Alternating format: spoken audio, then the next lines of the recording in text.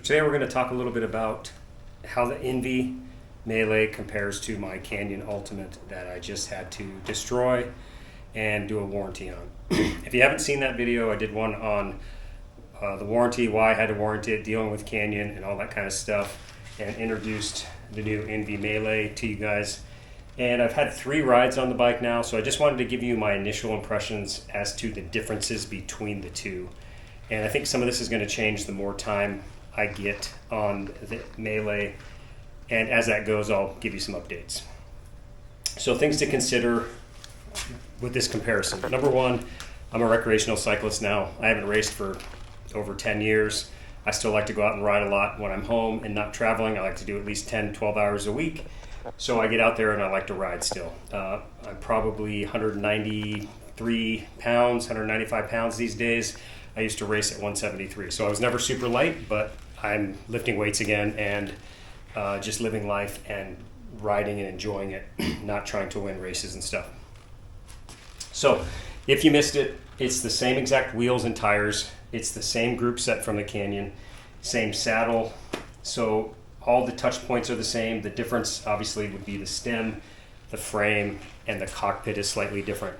The Canyon was a 55, or their medium. This is a 54, this is, I think, what they call just a 54. It's a 54.7 top tube. The Canyon was a 55 top tube. The cockpit is definitely, I've narrowed or reduced the length of my cockpit slightly on this bike, probably about 5 millimeters.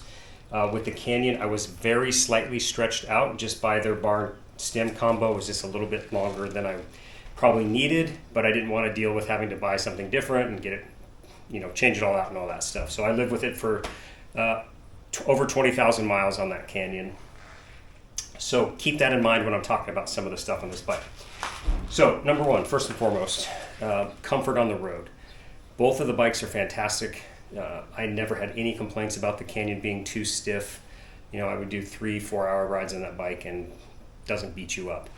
I would say the Melee is slightly better than the Canyon. We're not talking huge amounts here, but definitely a little bit more ability to soak up the road than the Canyon did. As far as getting the power through the bike and getting it onto the road, this is kind of an interesting thing to talk about. I was noticing it today when seated and giving a hard effort. Let's say you're going up a quick, 30-second steep incline. You stay seated, you don't get up. You're putting 300 to 500 watts through the bike. It feels every bit as good as the Canyon as far as getting that power to the ground.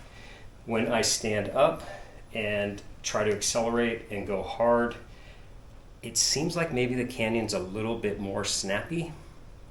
I'm not going to commit to that yet, but that's my first impressions after 3 rides. Now, that kind of plays into this next part, and that is, I think the steering is a little bit more lively on this bike versus the Canyon. The Canyon was just very solid and fantastic at everything it did. And I think this bike is very similar. The front end is definitely more lively.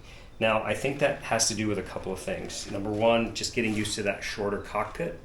Number two, they had dialed my hoods in pretty significantly when I picked the bike up after they built it for me, which is not how I had the Canyon. I had the Canyon pretty much straight.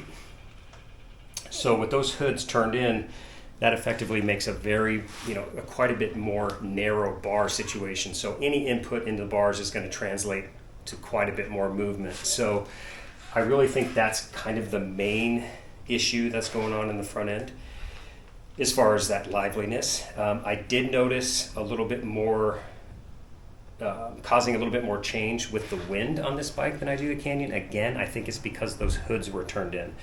So once I came back from this 3rd ride, I finally decided I really don't like the way having those hoods turned in, so I just straightened them. I'll let you know how I feel about that after the second one. As far as getting that power out when I stand up, I'm not really sure what that's all about. I don't know if this bike soaks up the road a little bit more, or it's just going to take some time to get used to it. But I'm not talking a significant difference, but there is something different about getting up and hammering on this bike versus doing it on the Canyon. So it's going to take a little bit more time to figure out. Overall, I'm definitely liking this bike.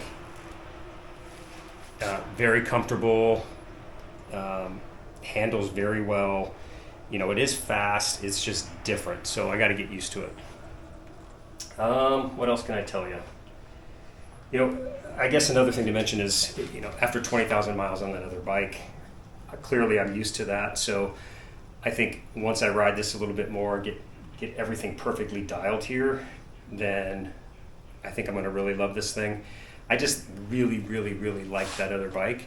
Probably the best bike I've ever owned. I rode prior to that a Cannondale Super 6 Evo High Mod mechanical, which absolutely love that bike. It was awesome. That bike also did everything well. The Canyon was just slightly better. Plus it's, you know, 10 years newer technology and all that kind of stuff. So we will see how this ends up going for me. I did turn those hoods in like I mentioned, but otherwise I'm liking it so far. Just those few little things I can mention at this point, as far as the definitely lighter steering. Things are translated quite a bit more on that front end, but otherwise super comfortable, and it is a fast bike. It's just going to take some getting used to. So as always, if you guys have any questions, feel free to leave those below. You can always email me. I leave my email in the description as well, and I'll let you know how it goes. Thanks.